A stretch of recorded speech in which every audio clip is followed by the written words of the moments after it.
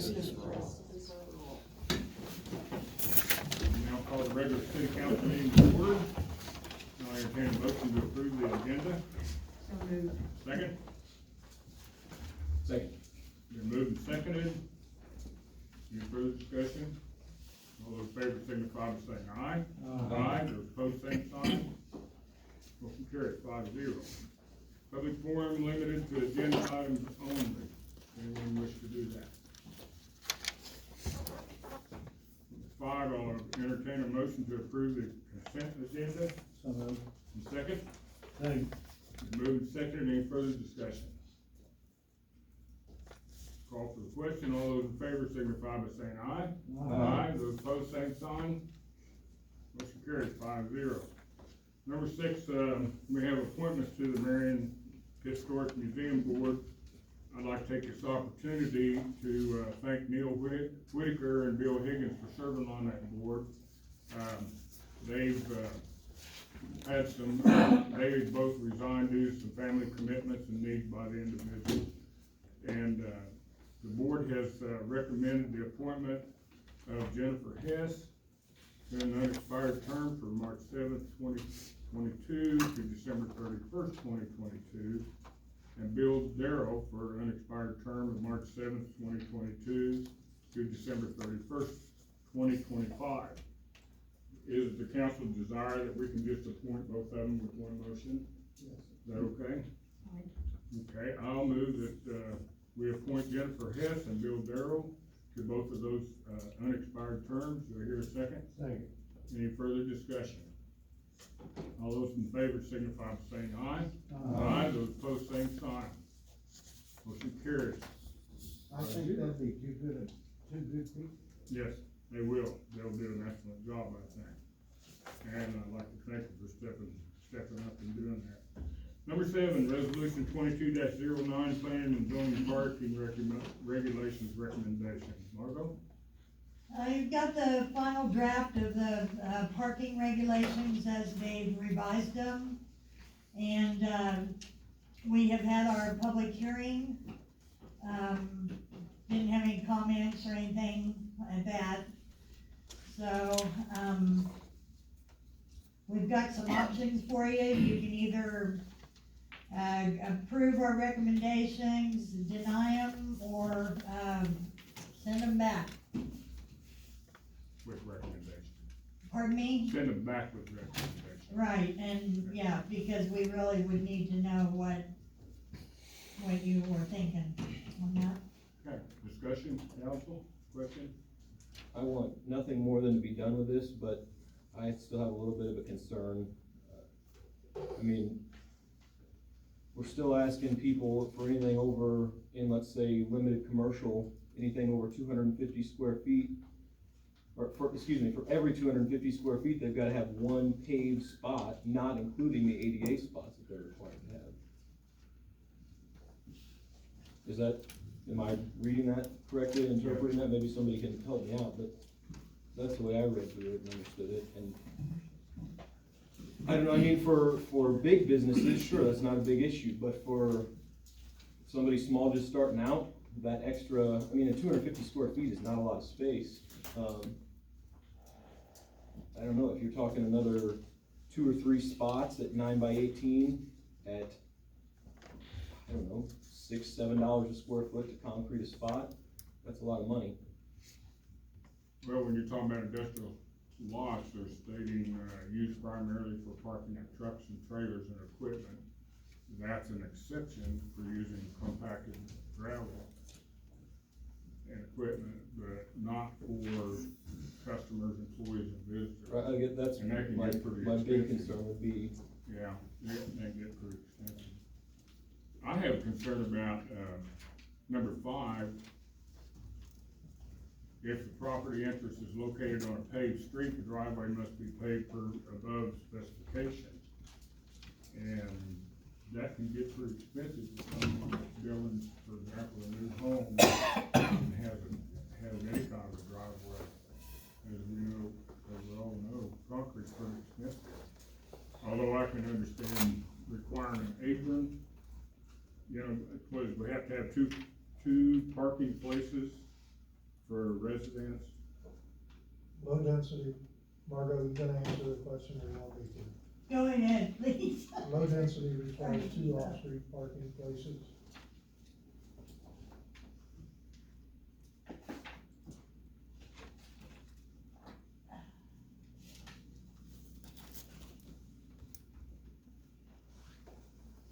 Three for each dwelling.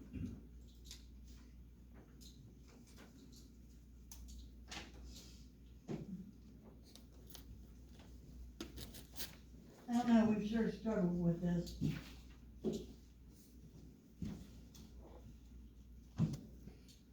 And I know it all started with, we thought it was for too big of a town. And so we're trying to pare it down. Yeah. I mean, for me, that's kind of where I'm still at, is I agree with you. For a big town, having some concrete spots, based on the size of your building, I think it makes sense, but as long as the business has their required ADA spots that are concreted, to me, I don't know. We're not a big community, and I don't wanna be scaring off, potential businesses that are looking to try and open doors because they've gotta have another $6,000 to $10,000 on top of what they thought their costs were gonna be. Which provision are you looking at, Zach? Number 2. It would be in the final draft, just the wording of 23-3.01, the last sentence of that says ADA compliant spaces will not count towards the minimum required parking spaces as required by each zoning district. And then I had gone earlier today and looked and used like a limited commercial district as an example. And that one, and I believe general commercial also calls that out, maybe somebody can help me out there. That for every 250 square feet, you're required to have 1 off-street parking space. Right. Which, right, I think that then by this, that's saying that those spots would have to be paved, is the way I'm understanding that. Is this something we can amend one provision and? Well, what we would do is send this back to planning and zoning with our recommendation, and then they would consider it and then send it back to us for final approval. And Zach, where did you come up with that 250 feet? It's in section 10-4, 10-3, under limited commercial district, and general commercial holds the same, which would be 11. 10-4 at the bottom of the page. Yeah, their whole thinking on it was to go to the district and then go with the minimum required. Like, on back here, it says libraries have to have at least 1 parking per 2 employees.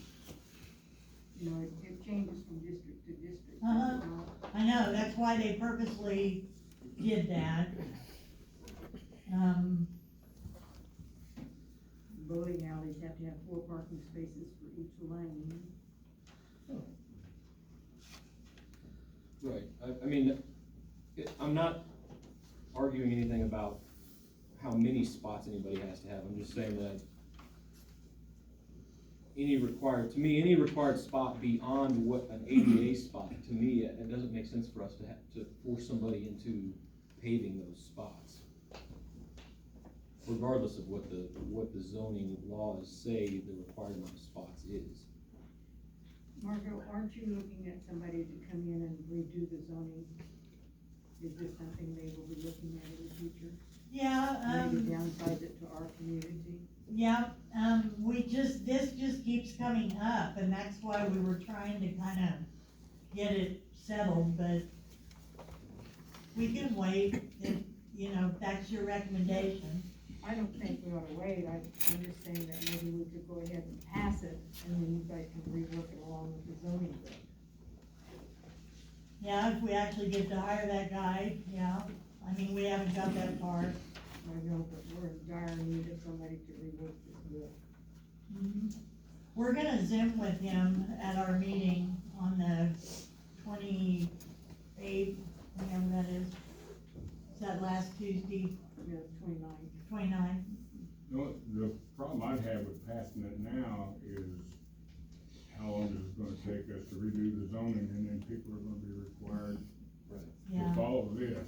I mean, that's why. if that's yeah. the route we wanna go, to me, I would say, let's just set it aside, and if the route we're gonna go is wait until we bring somebody in for zoning, then just set it aside and stop kicking it back and forth with each other.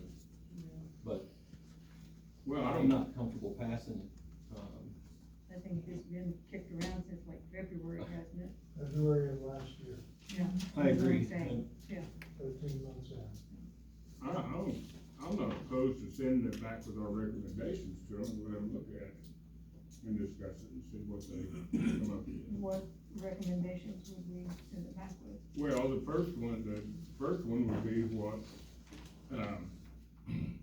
Zach's calling, Commissioner Call's talking about, number 2, industrial lots used primarily for parking trucks and trailers is exempt and can use compacted gravel, but you have to pave it for customers, employees, or visitors.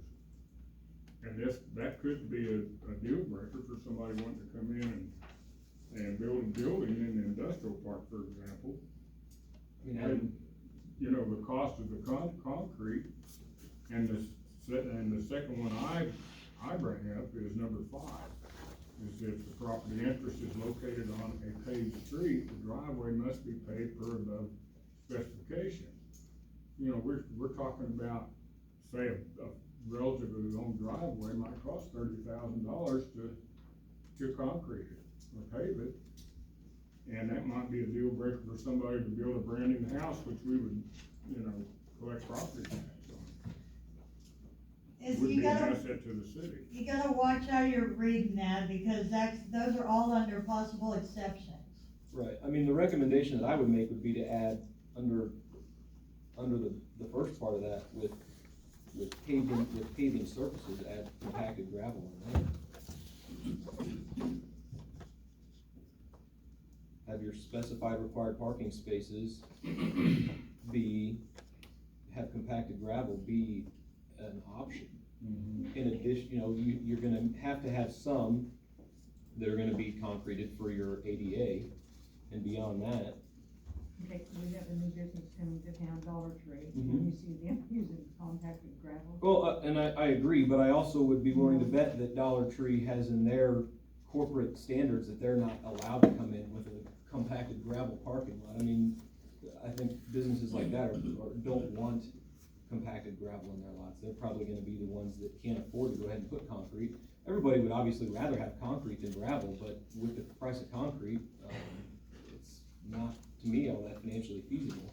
I mean, yeah, I see what you're saying, but at the same time, we can look the other way, and somebody that's coming to town that's just trying to get started in business and is probably already strapped for cash, trying to find funding, do we really wanna add $10,000 onto their cost to open a business in town?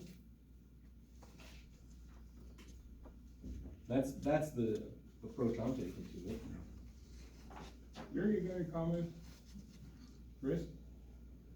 I'm willing to send it back with a couple of recommendations. Okay. Let's make a written recommendation, so there's no miscommunication, Yeah, I can we do agree. that? Well, then I would, make a motion that we approve resolution number 22-09B, which is a resolution of governing body of City of Marion referring recommendation of modifications to the parking area standards regulation change for the City of Marion, Kansas, back to the Marion Planning and Zoning Commission for further review and action. Do I hear a second? Second. Been moved and seconded. Any further discussion? I just wanna make sure, what are the revisions that we want to send back to them? Well, my concern is number 5, and that would be, if property interest is located on a paved street, the driveway can be used compacted gravel. Margot, can you clarify that, because it, like you said, it's Yes. listed under the exception, so does that mean that you could have an exception that if there's a driveway on a paved street, it would be an exception and you could use compacted gravel. If the board It's approves. not the way the current language reads. Well, it says possible exceptions for using compacted gravel. If property entrance is located on paved street, the driveway must be paved per above specifications. But, So it does not allow for the use of gravel. Right. That's the way I read it. I think it's very confusing. Are we Clear talking it up. driveways, Roger, or are we talking parking lots? No, it is, This is in reference to residential. right, We've read what happens here. This was to define the standards for the materials used, okay, and possible exceptions. But then each zoning district has their own requirements that ultimately should be addressed to solve this concern. If 250 is not correct for limited commercial, or let's stay with residential where the discussion is right now. Margot just read that it calls for 3 off-street parking places. If you live on a paved street, then those 3 parking places have to be paved. And the only material authorized based on this draft that was sent to the governing body is concrete or brick roadway pavers or asphalt. right. So any new home going forward, or any home requiring a restoration of 50% or more, would then fall under these regulations that are going to require 3 parking places be constructed of this material or nature.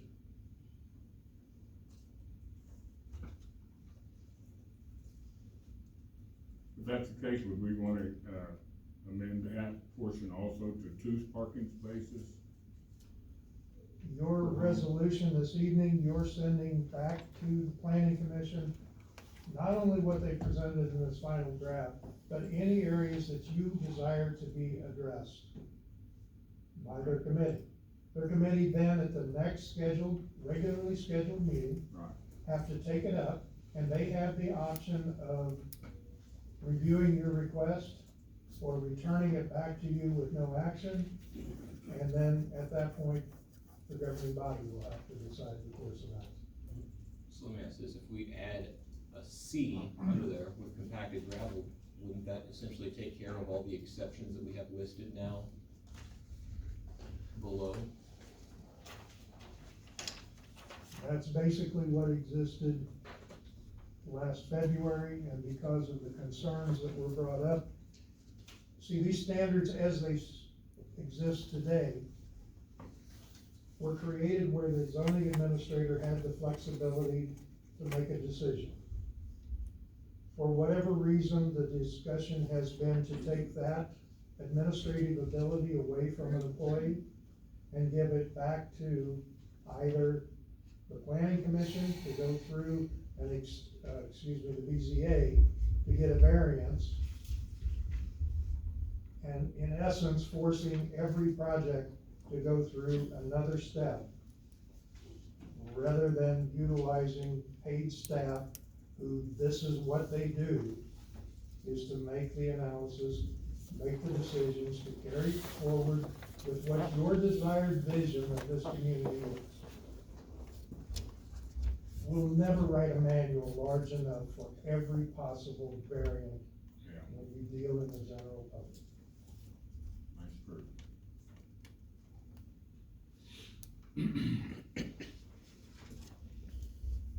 I guess, and the question is how do we word this to send it back to them with what we want, what we brought up? If you want it listed as the first consideration, would be based on their final draft for 23-3.02, that you're requesting under, C be added under the paved surface to include compacted gravel. Dust free. I'm sorry, I said dust free. is that They what can you? get pretty dusty. We live right up there by the hospital lot that they have paved now. but when that helicopter came up, man, that dirt went everywhere. Cause it was gravel. Okay, as an administrator, or zoning administrator, how do we determine what dust-free asphalt or dust-free gravel is versus not? Are we going to go and specify audible rock specifically? Are we going to prohibit the use of limestone? I'm sorry, the level we're trying to manage this issue at makes it very cumbersome for staff to be able to manage these desires. So how do we define dust-free gravel? Jerry, you were in that business Well, for 200 years. Ottawa rock's gonna make some dust too. Okay. So then, basically, I know. there's no dust-free No, it is, unless you buy granite. grand. Jerry, do you know what kind of rock, our church has it on his parking lot, the Lutheran? Who? The Lutheran church, we actually have a Lutheran. rock parking lot. Well, that could be several of them over there like Ottawa. I know there's several different ones that bring it this way. It's a really nice rock. Yeah, it is. Rather than versus the quarry. Greens and stuff But in it there. can get dusty too.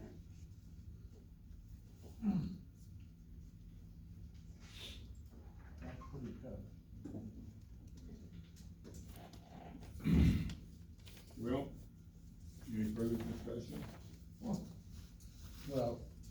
are we at the point having Steve? Yeah, I think that was the recommendation that we were making, right, so.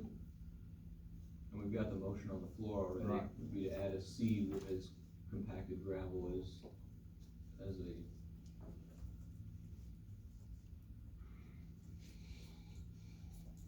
Okay. Everybody understand the motion? Call for the question. All those in favor signify by saying aye. Aye. Those opposed, same sign. No, Motion carried, 4-1. Industrial park sign follow-up discussion. Margo? Okay, in your packet, you had a sheet that gave you several different options for that sign. So, I guess I just need some guidance on what you're thinking, if you wanna take it down and not replace it, or if you wanna just repair it the way it is, or if you wanna put all new wood up. And then if you want it sold, or if you want us just using it. Personally, I would prefer that the city keep the signs, just because we'll have, if we get rid of them, we'd have to apply again for a permit. And I'd really, in my opinion, think we ought to utilize it for city business, not rent it out. I think that could become a nightmare for us, or could become a problem for us. I'd say repair it and then decide what we wanna do with it, you know, do we wanna keep it for free lots, do we wanna advertise some of our businesses? Shingle off the day, art and park, Yeah. and stuff like that we pay money for down at Well, Walton. we've got two, right, so we could utilize one for free lots and one for advertising our events and things of that nature. Anybody else? We're not talking Walton, or we are talking Walton? We're talking the two up in Yeah. the industrial park Yeah. and the business park that say free lots on it. Walton just has a better price on your vinyl than I can get at Western Associates. Big difference. But you make you wanna go metal,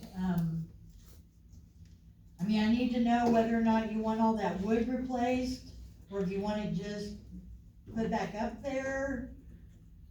It's kinda rotten, but We put a wrap on the wood, can't we? yeah, there's one panel that was laying in the grass, and they Uh-huh. said they could screw it back up there. If you wanna just keep that same wood.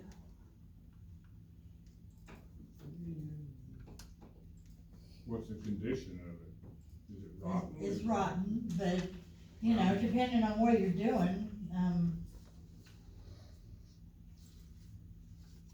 I don't know. Yeah, I'd say rather than put it back up there, put all new wood on both of them. Just completely repair both of them. Both sides of it, Yeah, okay. and you can get that marine plywood to last quite a while. Well, you can see what they were going for, 8 pieces of plywood and 6 pieces of treated 2x4s, Okay, about $700. okay. Per sign? Is that per sign or is that take care of both of them? That's for each side of the sign. That, it would be double that, Okay, 32 signs, one in the industrial park, one in the business park. okay. Anybody else got any comments? Well, if we do that, then all we have is plywood, right? So we'll need to wrap it something, okay, we can decide that later. Yeah. We come up with what we want to put on them. Could we paint it, paint the plywood and make it last? You could do it with a neutral color. Well, here I am talking about colors when I don't know nothing about it. I'm not sure how that works with the wrap, you know, they make a wrap to put on it. If it's painted now, it's, you know, it's just painted. Okay, But,